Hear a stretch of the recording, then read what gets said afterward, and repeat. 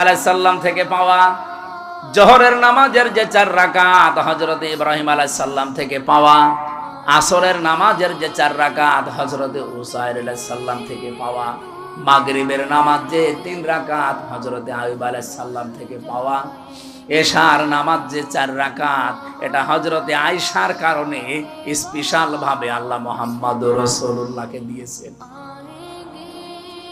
রব্বুল আলামিন বলেন হযরতে লোকমান, তাকে আমি আল্লাহ জ্ঞান দিয়েছিলাম, হিকমা দান করেছিলাম।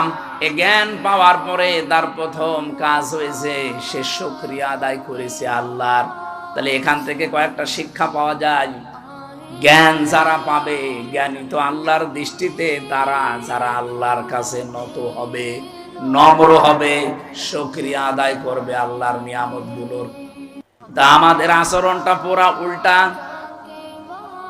একটা ভিডিও দেখছিলাম আজকে আসার সময়, নৌকা নিয়ে পার হয়ে যাচ্ছে দুইজন শিক্ষিত মানুষ। মাঝিকে নৌকা যখন একেবারে নদীর মাঝে অনেক সুন্দর সুন্দর কথা শোনাচ্ছে, মাঝি তুমি আমাদের বাবা, তুমি আমাদের দাদা, বাবা দাদা খালু যা বলার সব বলছে, যে শুধুমাত্র নদীটা আস্তে আস্তে পার করো। এ কথাগুলো শুনতে শুনতে বেশ নদীটা পার করে যেই ডাঙ্গায় তুলে দিয়েছে, ডাঙ্গায় নামার পরে এমন গালিগালাজ আরম্ভ করেছে।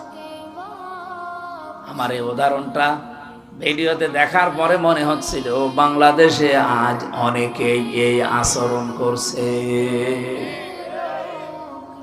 18 মাসেও যাদের আচরণ ছিল একরকম, দেখেন 18 মাস পরে নির্বাচিত হয়ে তাদের আচরণ ঠিক ওই দুই ভদ্রলোকের মতো হয়ে গেছে।